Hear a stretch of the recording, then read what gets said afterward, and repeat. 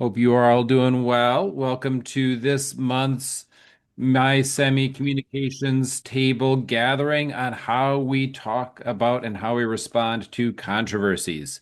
Sometimes we get to control the messaging. Sometimes other people are running their own plays and trying to control the messaging themselves. And so we will be hearing from two experienced communicators, Charles Pugh and Josh Ho, to hear their thoughts on when we respond, how we respond, how we take back control of the messaging.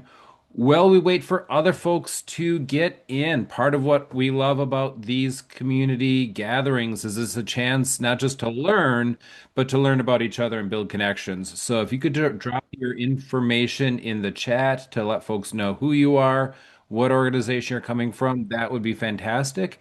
And while we wait, why don't we get a couple people just to jump off mute and introduce themselves so that we know some of the other folks who are in the room. So if you want to jump off mute, share your name, your organization, and something that where you see a communications opportunity that we should be ready to take advantage of. We've got Dan from Avalon Housing here in Ann Arbor. Welcome, Dan. Anybody else want to share? Anybody want to feel brave this morning? The sky is showing and the sun is shining. Anybody want to feel brave and come off mute to introduce themselves? Sure. Hi, I'll introduce myself. My name is Estrelita Bazine. I work in the reentry field under the OS services, as well as I am a commissioner for the City of Grand Haven's Human Relations Commission. So I attend these in part because it is what my job category is, but also because I love to learn about what is going on and how I can help. So that is my introduction. Fantastic. Thank you. Anybody else want to introduce themselves out loud?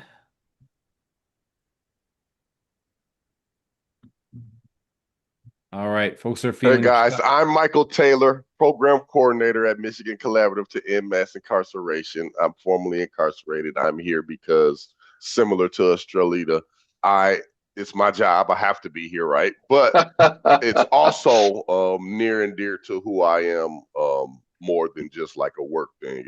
It feels like my purpose is being here for these type of conversations. So I appreciate you guys pulling up and participating. Fantastic. Well, I'm going to go ahead and load up the slides and we will get started so we can get into this program. Thank you for introducing yourselves in the chat. Thank you for being here today. My name is Chuck Warpahusky. I am the project director here at Michigan Collaborative to End Mass Incarceration. Our job here at MI-CEMI is to help strengthen the movement to end mass incarceration. That includes building the capacity of folks like you who are working, doing the frontline work to message about the issues around mass incarceration, change policies, support individuals. And our communications table is, in particular, is a chance to be able to elevate our game, up our game when it comes to communicating about these issues. Today's conversation is going to be about how we respond to controversies, when we respond to controversies.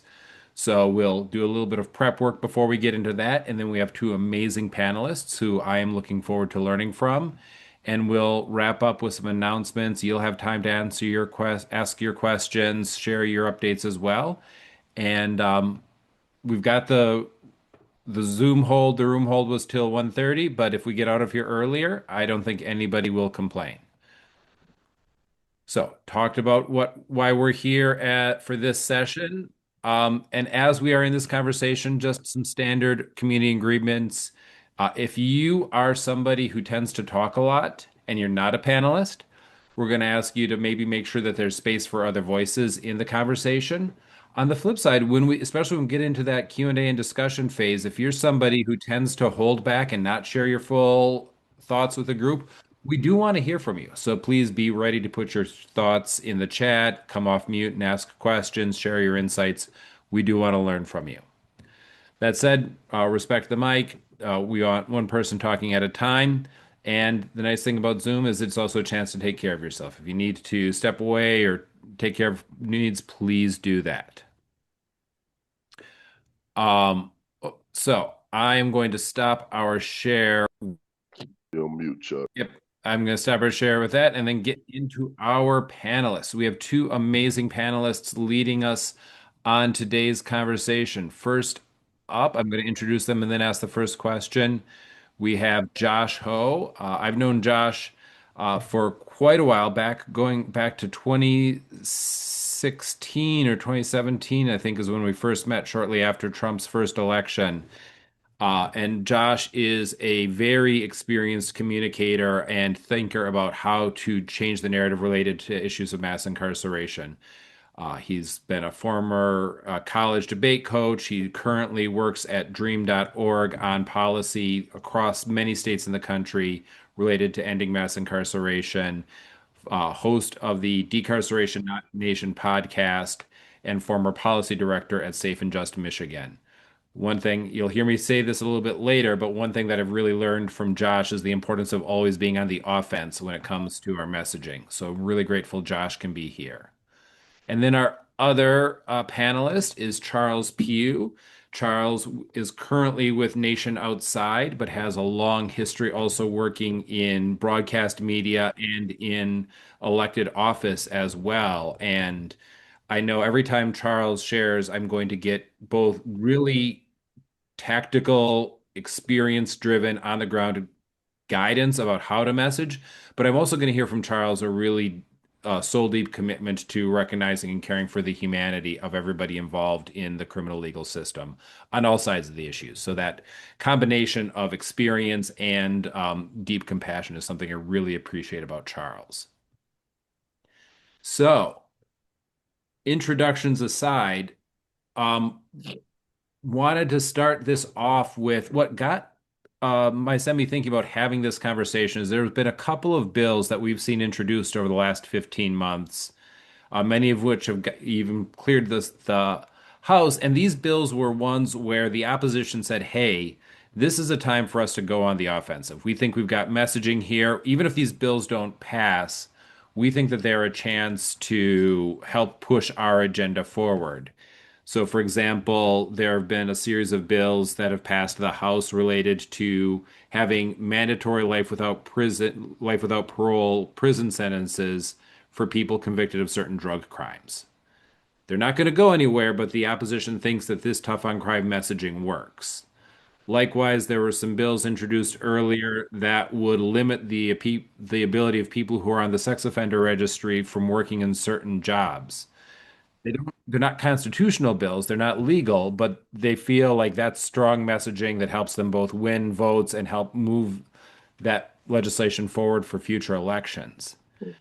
And when I was talking to advocates across the state around these bills, there was a real tension. Should we respond? If we're responding, is that helping feed the story? Is that giving more airtime to our opponents' messages?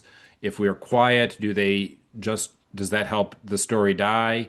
Or is this a chance we need to stand up and speak for our values, speak for what's right, and respond even if it feeds the story? So I'm curious, and we'll start with Josh.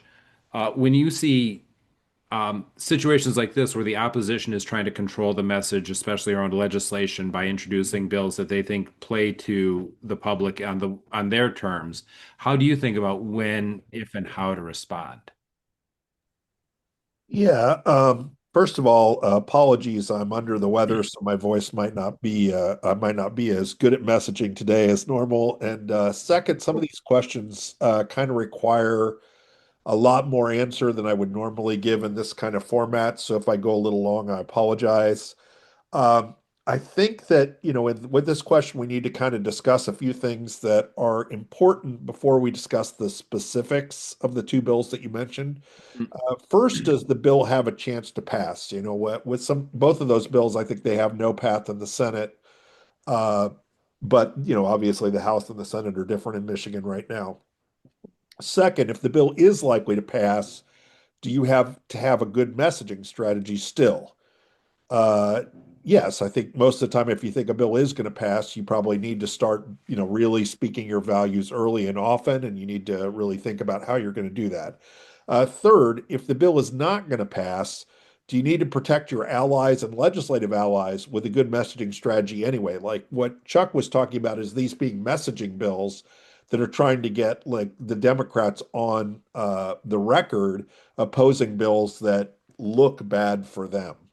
And so one thing you might have to think about is how to prepare them to respond in ways that negate that messaging strategy by the Republicans. Uh, Fourth, if the bill is not going to pass, is there a value to educating your allies and potential legislative allies anyway, even if you're not trying to protect particular legislators? And I think that's often the case. We're working right now very much on a national campaign to try to get, especially Democratic legislators who have not always been good on tough on crime bills before, to understand how to respond to those bills and in ways that don't put them on the defense, which we'll talk about in just a second. So, if you do need a messaging strategy, you kind of have to start with an understanding of that concept, defense versus offense. And so the first thing, so defense in the way I look at it is responding to someone's message in a manner that does not disrupt their framing. Your opposition says your approach is, for instance, soft on shoplifters, and you respond by saying shoplifting is declining. That doesn't really disrupt their framing or their accusation about what you're supporting. Offense is disrupting their framing in a way that favors your position or establishes a new and more powerful frame. I'm going to say that again because I think it's important. Offense, disrupting their framing in a way that favors Mhm. your position or establishes a new and more powerful frame. For instance, your opposition says that your approach is soft on shoplifters, and you respond by saying your policy approach has drastically reduced shoplifting.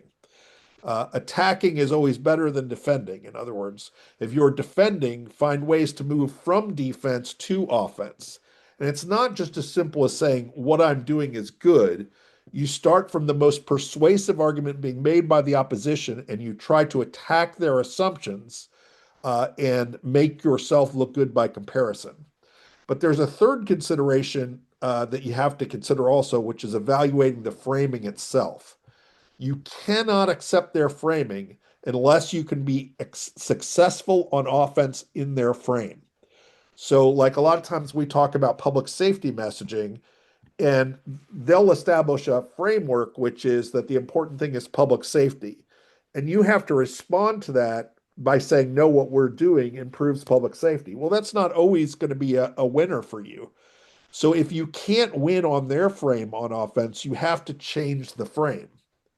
Uh, you could, an example I usually use is bail reform. You can say bail reform is better for public safety, but you might start somewhere else. And why would you do that? Well, I think the first reason is because I do believe, like, if we have a conversation right now about the data on bail reform, on what the Republicans call cashless bail, I believe we're on the right side of the issue from a public safety standpoint. The problem is that we've lost the narrative. It isn't that we're wrong, it's that most people believe we're wrong. And so sometimes starting in the place where people already believe you're wrong isn't your best move. So you might want to Mhm. change the frame. And so you may also make the public safety arguments, but first you're going to try to change the frame.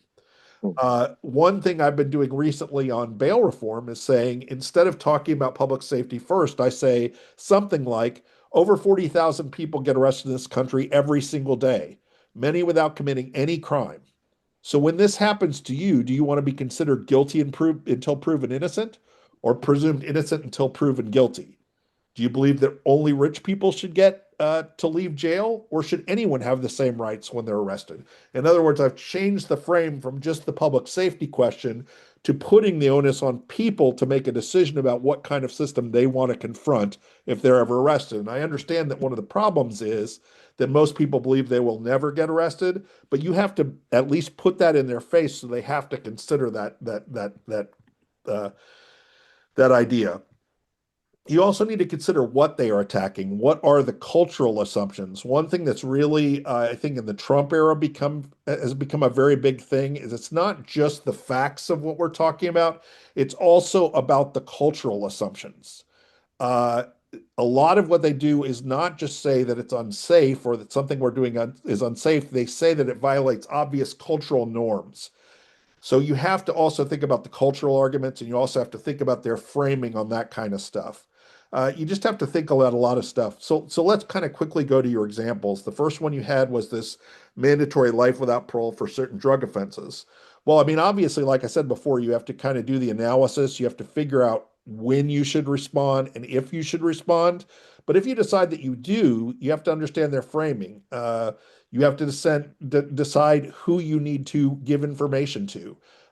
Have you already lost the public safety framing? Do you need to change the framing? All those questions I asked above. But here's kind of an example of a new frame you could use. This bill does nothing to help new people with addiction and recovery or to prevent drugs from being sold. Decades of research have proven that length of sentence does not deter.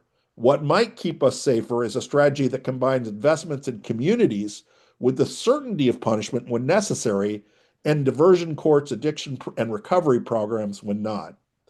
So you're moving it, the frame Hmm. from kind of their thing to what might actually work.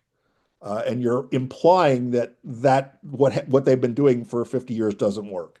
Now, on the sex offense thing, I don't think this. I mean, this bill to me was a lot easier to attack. This was a real bill. These are both real bills. Mhm. Uh, it doesn't have a path in the Michigan Senate, but I went ahead. I still think there's a pretty easy bill to attack. And here's kind of the frame I would probably use. Look, this might sound great in sound bites, but using policy to manufacture desperation is a terrible public safety strategy. Almost Hmm. every job available to people coming back from incarceration is in some kind of a youth serving business. Most new work is created in the service sector, convenience stores, grocery stores, restaurants, and all of those serve youth, and all of those have youth working there. This bill, in essence, will prevent almost all people coming back from incarceration with a sex offense from acquiring gainful employment. Employment is one of the most important anti-recidivism tools we have. Poverty, unemployment, and instability all generate crime. People can only afford their housing, day-to-day costs, and have the ability to support their families because they are gainfully employed. In addition, a lot of our self-worth comes from employment. Uh, I think the basic tagline I usually use with anything like this is that, using policy to manufacture desperation is a terrible public safety strategy. I've used that across a lot of things. It's just true. It's There's true. a lot of other problems with that bill, but I could probably go on for an hour about that, but I'll stop there. So that's the end of my very long answer to your question. Appreciate it, Josh. And so now everybody sees why I wanted Josh on this call. He's very thoughtful about this. Charles, you've also been working very hard on these issues on both sides of the interview and the Hmm. communications frame. What are your thoughts here? Well, first of all, my first thought is that I'm glad that Josh went first because he has an expertise in how to shape messaging when it comes to policy and those things. So I respect his point of view, but my point of view is unique on this topic about if, when, or how to respond to controversies because I I began my career, as a journalist. I was a journalist, a TV reporter and anchor, talk show host for 20 years, right? So I have that perspective of being a reporter and having done stories that were sometimes one-sided, having the deadline pressure of getting it on the air, whether everything was, fully vetted. I've also been a leader Hmm. and, in charge of a staff of more than 100 people and dealt with multiple controversies involving other folk, and having to make a decision. Do we respond to the media? What do we do about the allegation and the employee? And then I have been also the target of uh, negative news coverage because of poor decisions on my own. So I've had multiple views of this topic, and so can, just learned from making mistakes in all of those areas, and have a wisdom that I, hope to share during this conversation. But the main thing, I think, is being prepared ahead of time.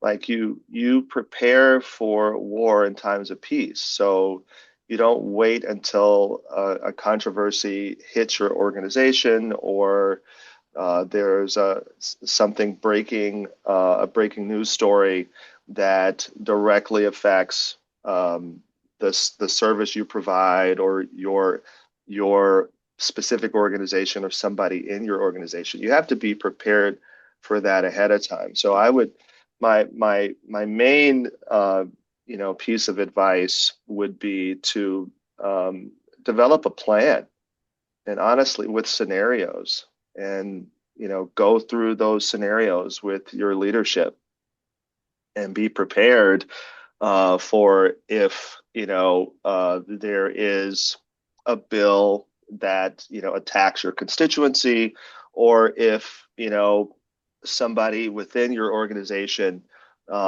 is accused of something, or actually did something, and that you have to either make a decision about their employment. You have to make a decision for your organization to distance itself from that person, from those allegations. But also then there is the follow-up, and rebuilding, and the aftermath, and how to respond to that with your board, with your funders, with your with the people you serve in the community. So there is a process for all of those things, and I hope that we can touch on some of them throughout the conversation. Excellent. Thank you, Charles.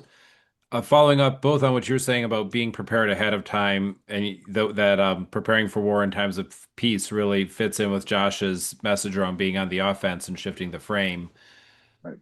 Within this, one thing that I'm often wrestling with is not just what should be said, but who should be the one to say it. When we're looking at issues of, for example, addressing excessive sentencing, Mm-hmm. people who have served very long prison sentences come home and give them back to their community, especially folks who've had the opportunity for resentencing after they were sentenced to die in prison, can be very powerful messengers to destigmatize some of these issues and change hearts and minds. At the same time, some of these issues end up becoming very stigmatizing, and sometimes people who are seen as having a personal interest in the outcome can lose credibility as a Right. messenger.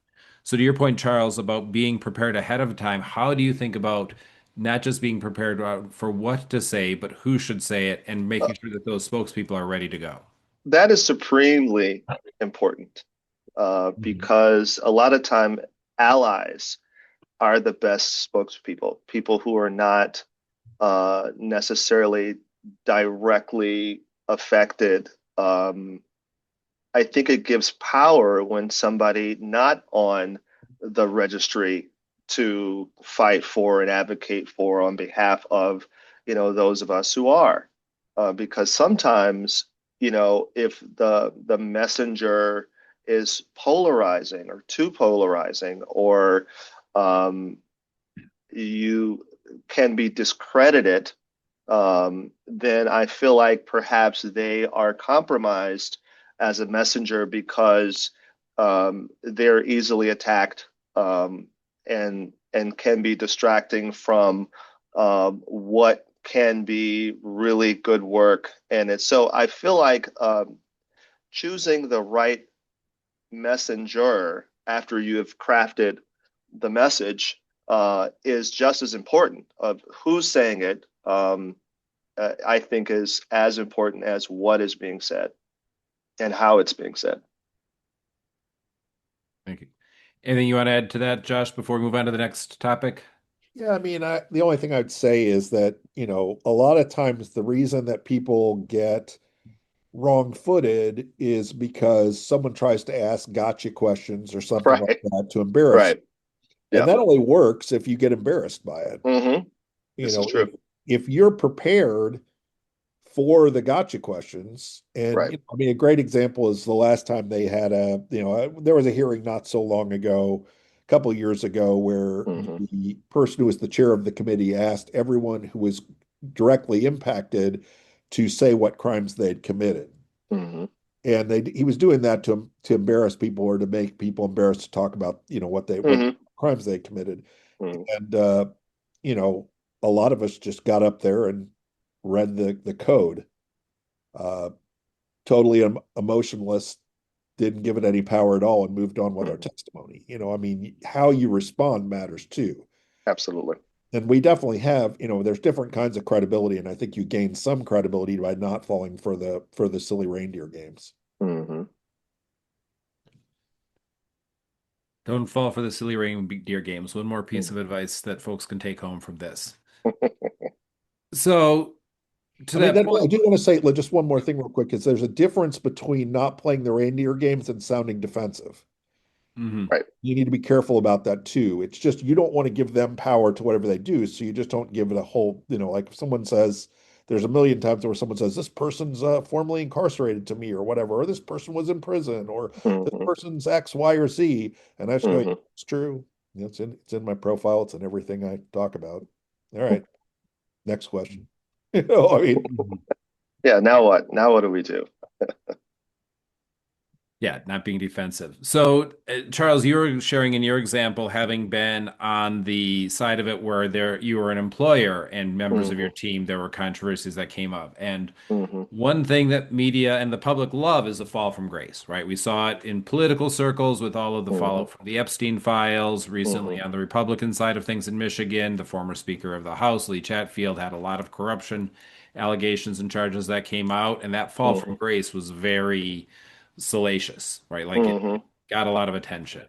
Hmm. Um, and for our work dealing with the criminal legal system and people who are justice impacted, I'm always worried, right? Like, is one of ours going to be that next person to get a fall from grace? Because it feels like the Hmm. damage is a lot Hmm. deeper. I don't think the Republican Party took a lot of damage from Lee Chatfield's scandal, but I think the formerly incarcerated community could take a lot of damage if somebody in that community is involved in a scandal. Hmm. And so, if something comes up that is potentially um, scandalous, for when there is that allegation of wrongdoing for somebody who's in the work, what Hmm. are your thoughts on how to respond to that? And there's sort of two phases. Sometimes something happens, and I've been in that situation where I'm just like holding my fingers. I hope this doesn't break. I hope this doesn't break. I hope nobody really pays Hmm. attention. So in that Hmm. quiet period before it gets a lot of attention, how do you think about it? But then if Hmm. something does become public and there are news stories about it or online chatter about it, how do you Hmm. do that? And Charles, we'll start with you this time. Well, I think what's important to do is remember the values of the organization. What's your mission? What are your values, and what's important? And you can't have a knee-jerk reaction, and which is what I did I was the president of the city council, and we got a call from a reporter that one of uh, our people had been pulled over by police doing like 70 and a 25 or something like that, and that he had, used Oh, for, our office to try to get out of, being pulled over by police. And I was livid. I'm like, what are you doing? We've already had enough, you know, hurdles to deal with and controversies to deal with without, you using this office to try to make it seem like that you should get special, a treatment. So I let him go. And uh, but I probably, later I realized that perhaps I should not have had such a quick reaction only because it had gotten in the newspaper. Um, because, we had had a situation, we had somebody else arrested, and but I we allowed, we met with them and found out the real facts of what happened, and the reality wasn't as bad as what it seemed.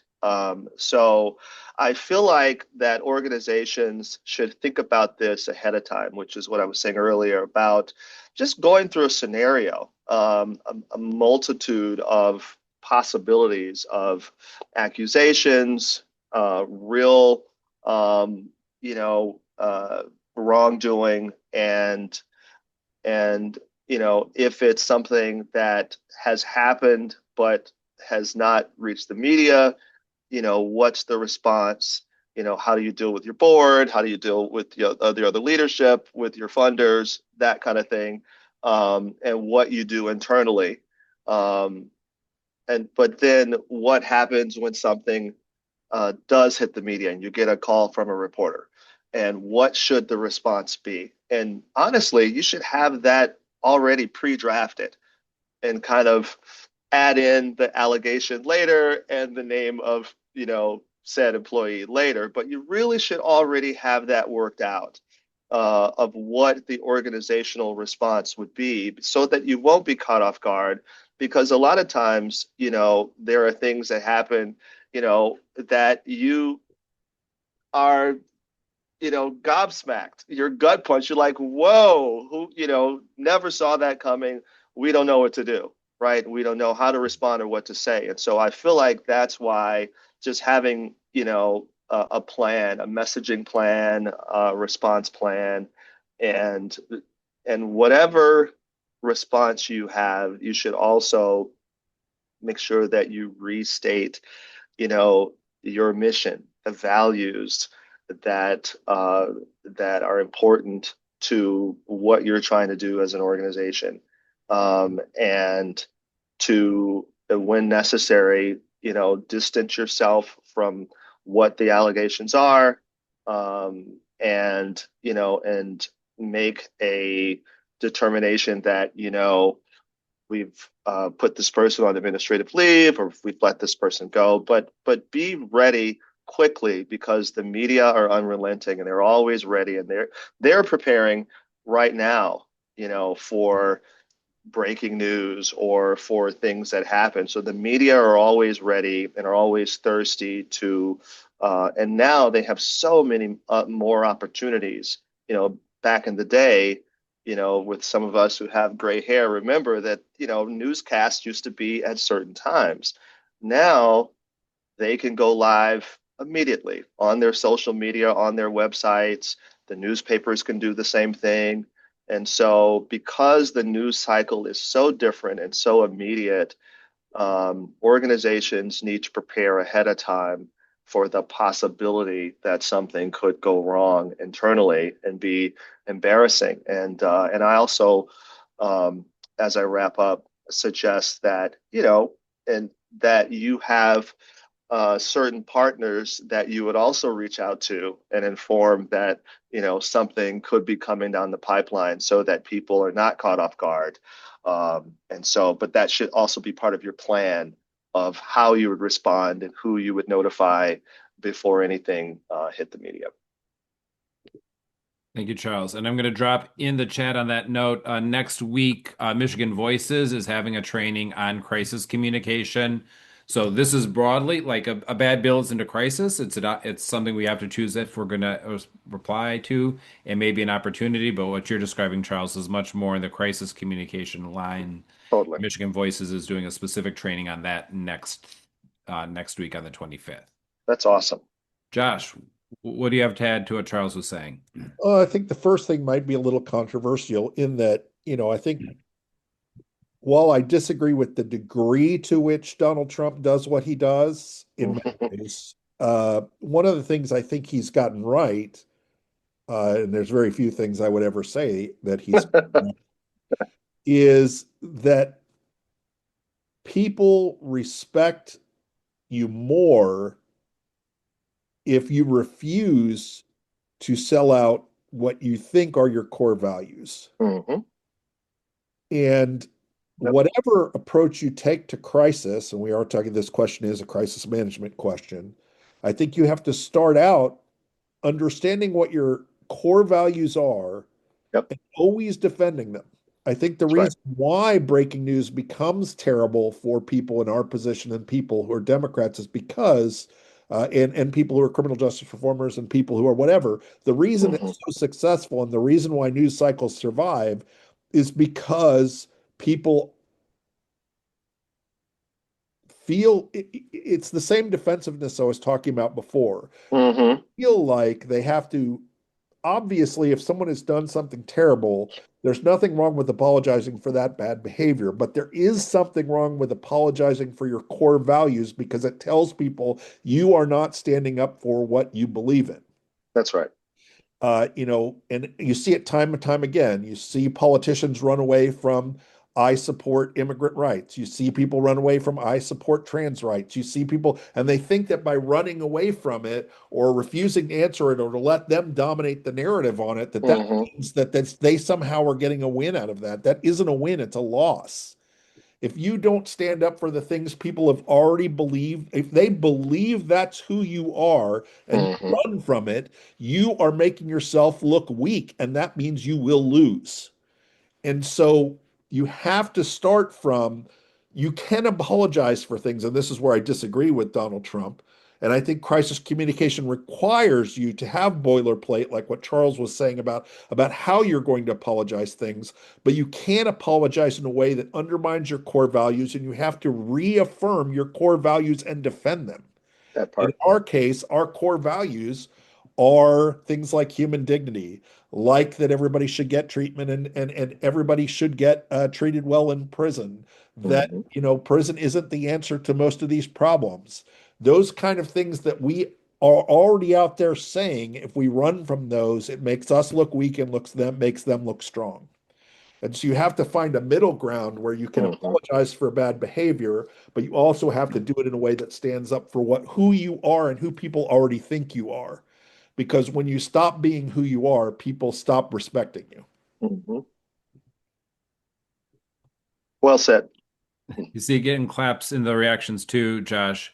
And it's similar to what you were saying, Charles, about being clear on what the organization's values are. And one of the things I was always taught in my media training is you can answer the question you wish was asked, not the one that was actually asked. So when these That things part. come up, it's also a chance to pivot back to here's what we're about. We are That's about right. second chances. We are about making sure everybody has access to treatment. We're about Hmm. whatever that is and recenter on the mission and the focus rather and try and as best as possible try to redirect the conversation to what you are for rather than the controversy.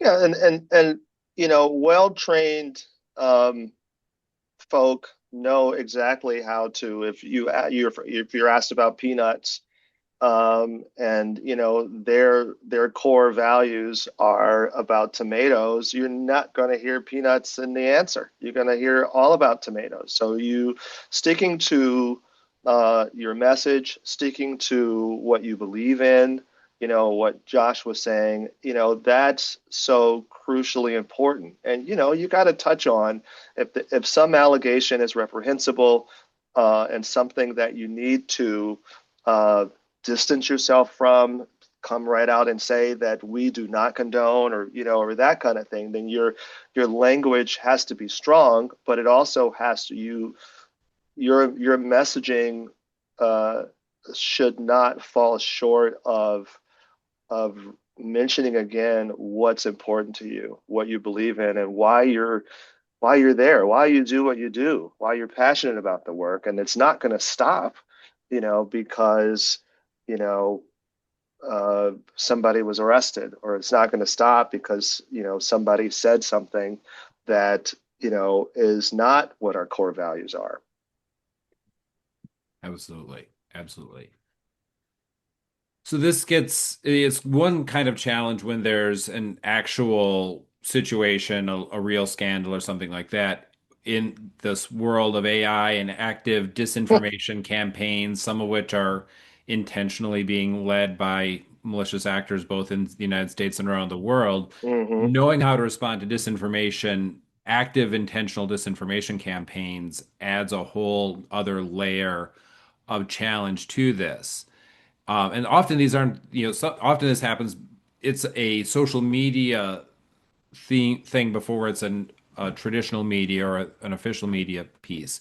So I'm curious, as we're just responding to controversies, what are your thoughts on that? I just dropped a resource that one of our partners, Progress Michigan, had shared when they gave a workshop on dealing with disinformation. Um, but what are your thoughts in knowing when to respond to disinformation, rumor campaigns, and again, how?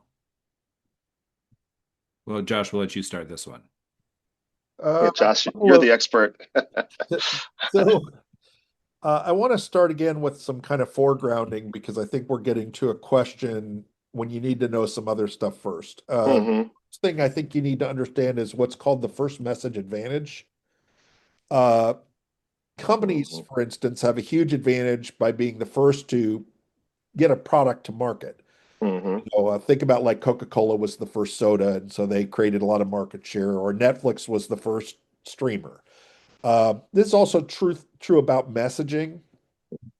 The first message usually defines the struggle, kind of sets the parameters, sets the agenda, and puts the opposition on defense. If you simply respond, often people will either not see your response, ignore the fact check, be hostile to the fact check, or simply not care. And this is part of why people say if you're responding, you're losing. There is even research that suggests that like engaging in myth busting backfires, that the more you're engaged in that, the less people are likely to think that you're trustworthy. Hmm. And so I think it's important in the way that you approach this kind of thing that you start out for an assumption that what you're trying to do is have an organic opinion that also devastates what they're doing. And what I mean by that is you have to have messaging that's independent of a response to them, but also does respond to them, if that makes sense. Not Hmm. necessarily explicitly, but implicitly. Uh, so I think it's less important to go, oh, no, you're wrong, and more important to reframe whatever they're doing through your messaging platforms or whatever. And I think the second is the bigger problem, which is that size and reach matter. If a great message is uttered in a forest, but nobody hears it, was it actually a good message? I guess is what I'm trying to say here. It's not just having a message that matters, it's also the size of your microphone, your ability to be heard across media, and your access to the algorithm. And I'll give you a quick example. I know a lot about this bill that's going through right now that they're debating in the Senate right now called the SAVE Act. I can tell you every reason why it's the dumbest bill in the history of the world. I can answer every argument you have for why the SAVE Act is a good bill. The problem is the main person pushing the SAVE Act on social media is a guy named Elon Musk. His account has something like 100 million, 200 million followers. My account has 15,000 followers. If he puts a message out, theoretically, millions and probably hundreds of millions of people see it. If I respond, nobody sees it. 15,000 people max see it. Okay, so my message could be great, but it doesn't make a damn bit of difference because most Hmm. of the people see his message, not my message. And so I understand that part of what we're worrying about is how to do messaging, and that is important. But we also have to remember that we're at an inherent disadvantage in most instances when we're engaging in messaging, and we have to think about how to counteract that disadvantage. Hmm. And we can't do it the traditional ways. We I see, we've been basically the criminal justice reform movement for the last 8 years has been getting our butts basically handed to us. And it's because we're using a lot of the same playbooks, and we really have to start thinking about ways to think differently about this stuff. Hmm. A short example, I don't want to go too crazy here, but a short example, not so long ago when COVID broke out, we did not have COVID in Michigan prisons. Chuck will remember this. A lot of people remember this.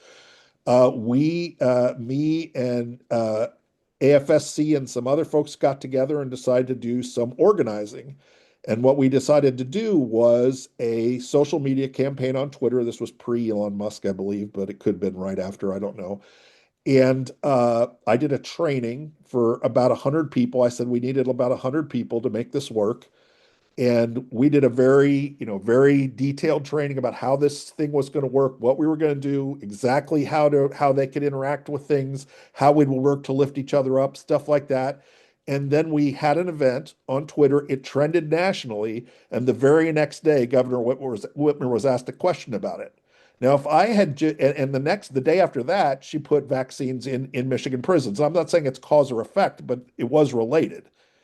Uh, and my point is, if any one of us in that 100-person group had just put some messages out there, that probably isn't going to get to in the press, and it's not going to get Mhm. at a press conference. It's not going to get that kind of things.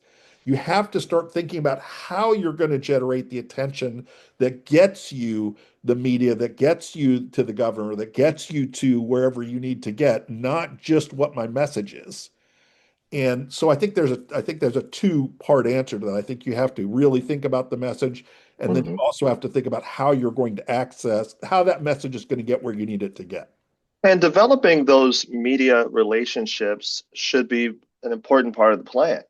Like you do that, you know, in times of peace, when there is no controversy, when there is nothing to respond to, you are getting to know the names of reporters, assignment editors, the people, producers, photographers, people who make decisions about what gets covered and what doesn't. Those are real people. They go to lunch, they like Starbucks, you know, um, you I know, can guarantee you, I personally know every single person who's been the criminal justice reporter at the Free forever. But exactly. in addition to that, I just want to emphasize that I'm not just talking about traditional media. I'm talking about Hmm. other ways to access people or to organize. Yes. All comes down to our ability to organize to get messages out there. And the Hmm. more we look at it as we're one person trying to get a message out there, the less successful we're going to You be. lose. Or Elon Musk, or we have access already. Yeah. We have to figure out ways to manufacture different kinds of access because right Hmm. now we're at a disadvantage. We're Right. almost always either going to be the person who is the foil below the fold in the article about how bad whatever criminal justice policy is, where they go, here's all the prosecutors, here are all the people that hate this bill. Oh, and now we're going to ask a question of the advocate and we're going to make it look like they're idiots, basically. I'm not saying that always happens, but it happens a lot of the time. We Hmm. have to we have to find new ways to impact that ecosystem and all And ecosystems. and these days with podcasts and social media, and also though having developed those relationships with members of the traditional media, who would give you airtime, who would, allow you on, who would accept your story idea so that you can say part of the message, not under duress, but get a story covered, or a message out, uh, where you are allowed to control how the message is delivered and what's said. So it's important, you know, it's a huge puzzle, and there are many pieces, but these days,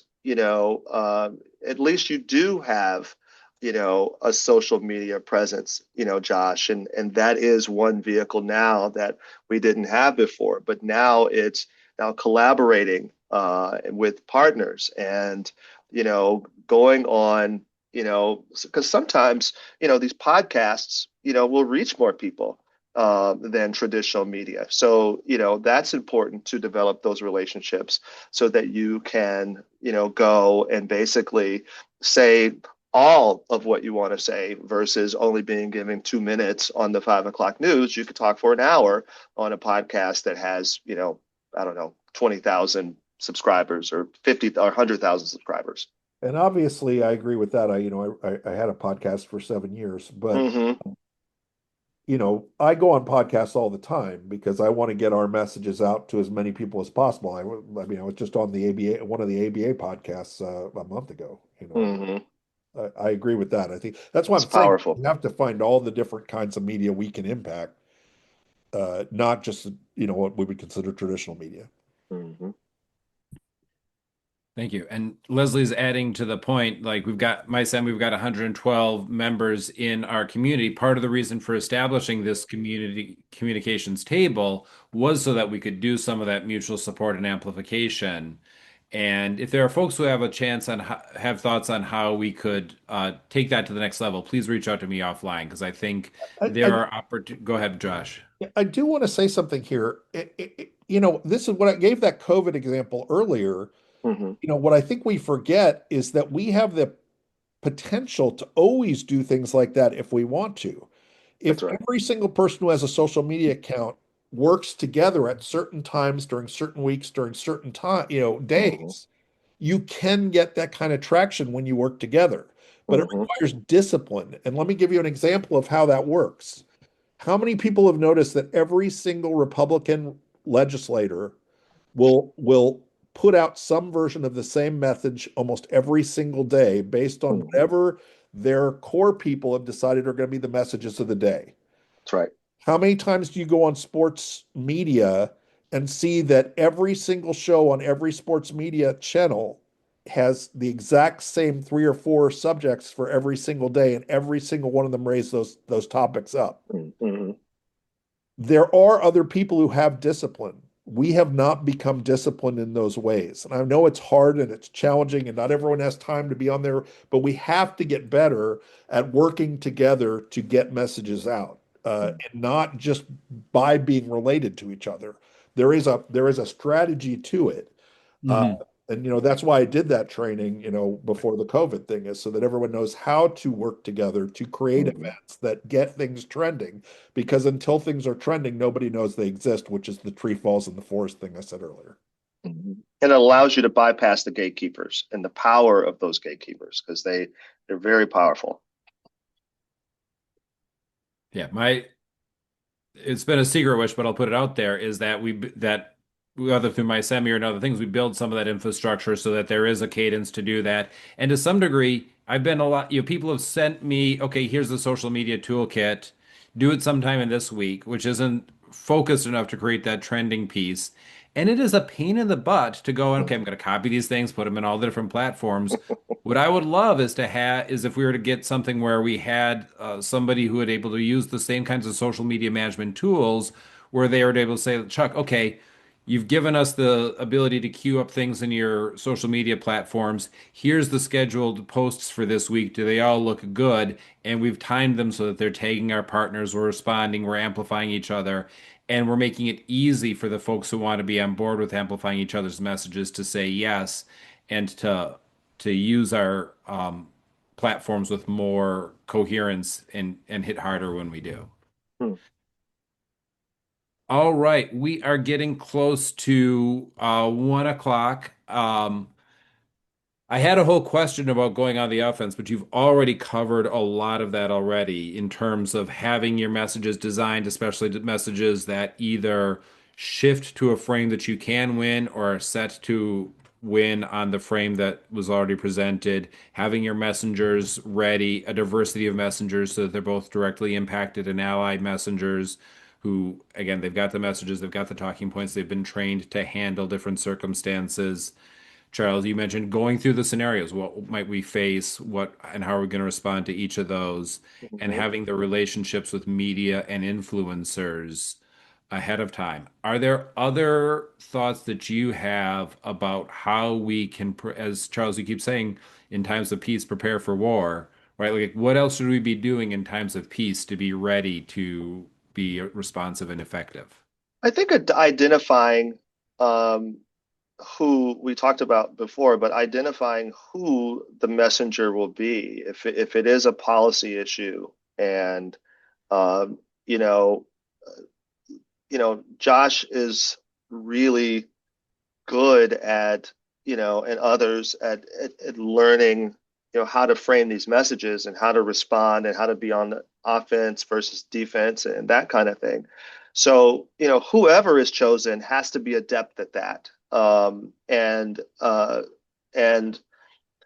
there are people who speak well in sound bites, but there are also people who are are well versed at a on a deeper level on a topic and could be on a discussion program where you have more than just, 10 or 15 or 20 seconds to say something impactful, where you have an hour or you have a half hour. And so I feel like you have to, choose the right messenger, depending on what it is, within your organization, or perhaps, a partner organization, or an ally. But if it's an internal controversy, I feel like it should come from, the main leadership, if it's not the main leadership that's affected by the controversy. But barring that, I feel like any internal controversy should always be the executive director, or the main person in charge, to reestablish the values of the organization and what's important to you, why you're doing the work you're doing, and or why you took any swift action that needed to be taken on the controversy. Thank you, Charles. Josh? Yeah, I mean, I think, to be, I haven't been super cynical as I usually am on this thing, but one thing that I authentically believe is that, and it is very cynical, uh, is that I think you have to train yourself to do almost everything in a short time frame. I think you have to be Yep. able to speak in sound bites. I think you have to never speak more than 2 minutes at a time, because our whole society has moved to short attention span theater. No one likes, like when someone hands me a one pager and it's densely packed and I'm going to give it to someone, I say, I'm not giving that to anyone. No one's going to read that. Nobody's going to read that. Uh, if you can't tell me in the first paragraph why they need to read it, they're not going to read it. If I don't read it immediately and I don't see that, you know, the same is true when I'm talking. Like the very first question that you asked, I knew I was going to have a long answer, and it was making me very pained because I don't ever like to do anything that is longer than 2 minutes. And really 2 minutes is probably too long. I'd spend all my time trying to figure out how to get nuance and impact into things that are very short. And I just think that's the way communication works now. And the better we all get at that, the better. I don't even know if And that answered your question, but it related. well, and you need to know, like, if you give a 2-minute video message, they're not going to play that. They're only going to play a portion of it that fits into the 2 minute, because the whole story itself is probably going to be 2 minutes. And so you can't give a 2-minute video message and expect that to make the air. You at least Um, have to distill it into things that they're likely to pick up, that part. right? Like Yeah. even when I'm on podcasts, and I'm on podcasts fairly regularly, I still try to make sure everything I'm saying has a sound bite and nothing's over 2 minutes. That, no matter Hmm. how many questions they ask me, and Hmm. it's just the way I approach everything. Hmm. I love those two guardrails. One, it's got the soundbite, the 15-second quote they can pull out, and the overall response is under 2 minutes. We had a question in the chat. Leslie asked about how, some of the loudest voices are sometimes the wrongest. And when our constituency is misinformed on a topic like mental health or suicide, how do we engage? And this is some of that internal controversy when we might have impassioned partners, but they're off on something, or their messaging is harmful. I mean, how to deal with internal dissent is always complicated. I'm not going to suggest that I'm always the best at that in the world. Hmm. I think a lot of times I'm like the bull in the china shop, unfortunately. I mean, I like to think that I'm somewhat diplomatic, but mostly I'm not, probably. Hmm. Um, I think the same thing I said earlier is probably true, which is, you know, not only don't be defensive, but don't attack the other person as much as suggest, make an argument or make a statement that explains why you have a disagreement without calling Hmm. it out, if that makes sense. If we're talking about internal discussions, I don't know if you're talking about in the press or if you're talking about, I mean, whatever you can do to say what you need to say without making it sound like you're calling out the other person and saying they're wrong, the less likely there probably is to be conflict. But you can't just ignore the problem, I don't think. Mhm. I don't know if that question was about external or internal discussions.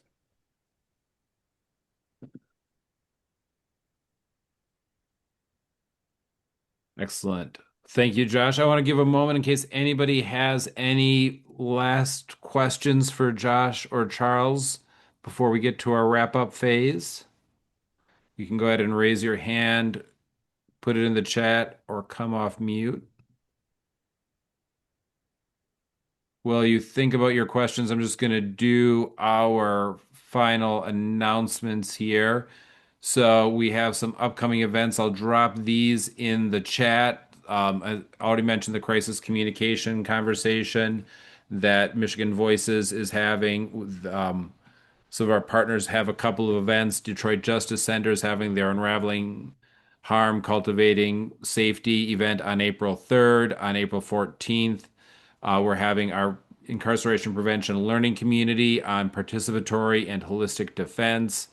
And at the end of April, our fiscal sponsor, Michigan League for Public Policy, is having their 2026 Policy Forum in Lansing. Would love to see you out for those events.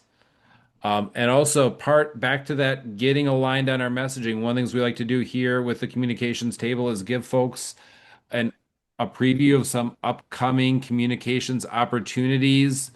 At the end of this month is the uh, anniversary of the 15th Amendment. Good chance to talk around some civil justice, civil liberties issues there. April, as was mentioned in the chat, is Second Chances Month. Lots of messaging opportunities there. It is also Sexual Assault Awareness Month. And for those of you who were at the Day of Empathy hosted by Dream.org and Survivor of Silent Cry earlier this month, I've lost track of time if it was this month or last month. Forgive me. But one of the things that one of the panelists talked about is how a lot of the women who are in the prison in Michigan, in Women's Huron Valley, are there because of situations that arose out of their own experience of domestic violence, human trafficking, or sexual assault. And that was not generally considered at the time of their trial. So, Sexual Assault Awareness Month is a chance to remind everybody to consider all survivors, including the ones who might not fit the profile of the perfect survivor, including ones who have their own substance use, their own messy histories. Their survivor stories matter too. Also, Alcohol Awareness Month, a chance to talk about the role of treatment in terms of addressing harm, not just punishment. Um, World Health Day is coming up on April 7th. So, folks who are doing work, especially around conditions and unhealthy conditions in prison, I see Kate and folks from Safe and Just here. Maybe that's a chance to talk about the medical copay work you're doing on there, or maybe also the medical careers. That's a chance to try to latch on to what people are talking about. And Earth Day, end of April, April 22nd, also a chance to talk about environmental justice, the negative environments within prison, lots of ways that we can use things that people are already talking about to improve our messaging. So, with that, I'm just going to take another look at the chat. Robin put information about the upcoming VAC meeting and the 2027 budget that's coming up next Friday. Thank you for posting that, Robin. Any other announcements, questions, updates folks want to share? You can go ahead and come off mute or raise your hand. Drop it in the chat. I just wanted to say I'm so grateful for events like this. I really do believe that networking and getting to know people, like Charles said, getting to know these reporters, and Josh said he knows a whole slew of supporters personally. I think that is where a lot of this organically starts, and I think strengthening that is just really important. So I'm just very grateful for things like this. So glad you're here. Thank you. All right. And as Josh said, there are ways in which the algorithms and the the way the megaphone is being used put us at a disadvantage, but it is our ability to connect together, amplify each other's voices, lift up the messengers who are in our community, and go on the offense is what gives us strength. So I really appreciate all of you for being here today. If you have other things that you want partners to lift up, share them with MI-CEMI directly or share them with the communications table so that we can support each other in our work. We will be having another event in 3 months from now. Stay tuned for details. And please, everyone, join me in thanking Charles Pugh and Josh Ho. Uh, um, we would be lucky to have communicators like them on the scene regardless, and to have to that question around allies and people. I think it's important to have people who are justice impacted able to speak for themselves, drive the messaging, and help us build our media strategy. And having such amazing folks like Josh and Charles is just a real gift to the movement. Thank you both for all you do. Thank you. Thank you so much. Thank you for the opportunity. I'm just glad I didn't break down in coughing during the whole thing. So. And shout out to Nation Outside. Shout out to Nation Outside, shout out to dream.org, shout out to everybody who's helping make a change for the better for our criminal legal system. All right, see you all Absolutely. later. All right. Thank you.